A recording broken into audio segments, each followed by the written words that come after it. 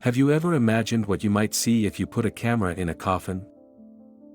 Today we tell you the shocking story of Vincenzo, a young man whose life and death hide unimaginable secrets.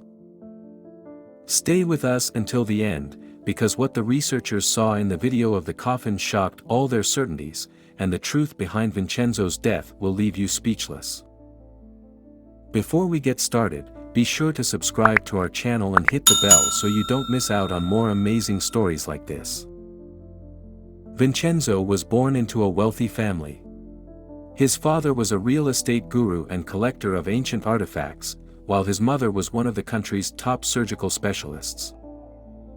Despite his fortune, Vincenzo was known for his humility and integrity. Growing up in an environment that offered him every opportunity, Vincenzo was a boy with a big heart, always ready to help anyone who needed it. After his mother's death from cancer, Vincenzo and his father were alone until his father remarried a charming woman who had a daughter named Rita. This new chapter in Vincenzo's life was initially difficult to accept, but the new family managed to create a welcoming and affectionate environment. Rita, although not her biological sister, always proved to be kind and helpful. When Vincenzo decided to follow in his father's footsteps, he quickly demonstrated his talent in the real estate business and collecting ancient artifacts.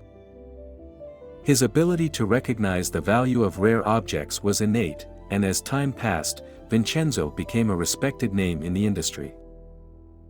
However, fate was not kind to him. His father also died after a short illness, leaving him alone with his stepmother and stepsister. Although initially wary, Vincenzo began to trust them thanks to the numerous sacrifices they made for him. The two women, in fact, showed great affection and support, helping him overcome the most difficult moments. 6 months after his father's death, Vincenzo decided to return to live in the family home. His return brought a wave of positive change to the community. Schools and roads were renovated, a small hospital was built, and many children received scholarships thanks to his generosity. Vincenzo had become a beloved and respected figure, a beacon of hope for all who knew him. Everything seemed to be going well until the day the community woke up to the terrible news of Vincenzo's death. Rita, finding him lifeless, immediately took him to the hospital, but the doctors were unable to determine the cause of his death. Rita, remembering Vincenzo's mild heart condition, provided medical documents and insisted that there was no need for an autopsy, thus respecting her brother's wishes.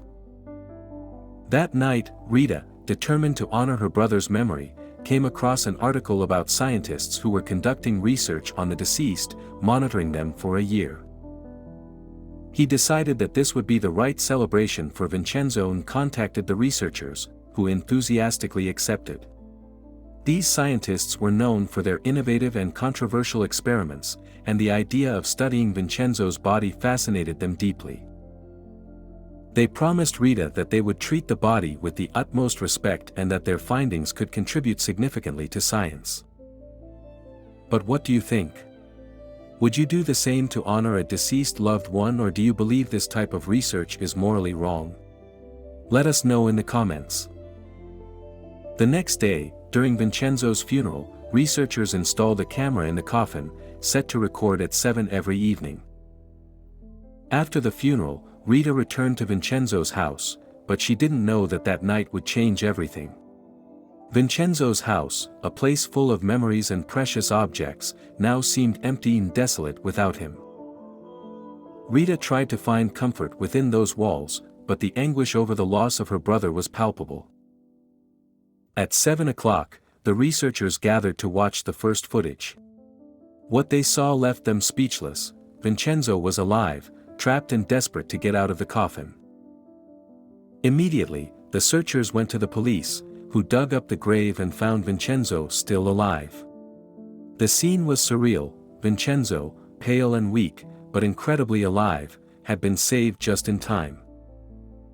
The effects of the sedatives administered by Rita had finally dissipated, allowing him to regain consciousness and fight for his life. Vincenzo was taken to hospital and, once stabilized, he told how he had suspected Rita. He had hidden the precious artifacts in a warehouse, knowing that his half-sister might search for them. When the police arrived at Vincenzo's house, Rita behaved suspiciously and ended up confessing everything, hoping for her brother's clemency. Her confession was detailed and heartbreaking. Rita admitted to having added sedatives to Vincenzo's coffee, hoping to be able to search for the artifacts undisturbed. He never imagined the dose would be lethal, and his remorse was evident. Before finding out how this dramatic story ends, give us a like and subscribe to our channel to support us in creating new exciting content. Vincenzo, despite the pain of the betrayal, decided not to forgive Rita and had her arrested. Rita was convicted of attempted murder and forgery of documents. Vincenzo's story deeply touched the community, which continued to honor his memory with acts of kindness and generosity.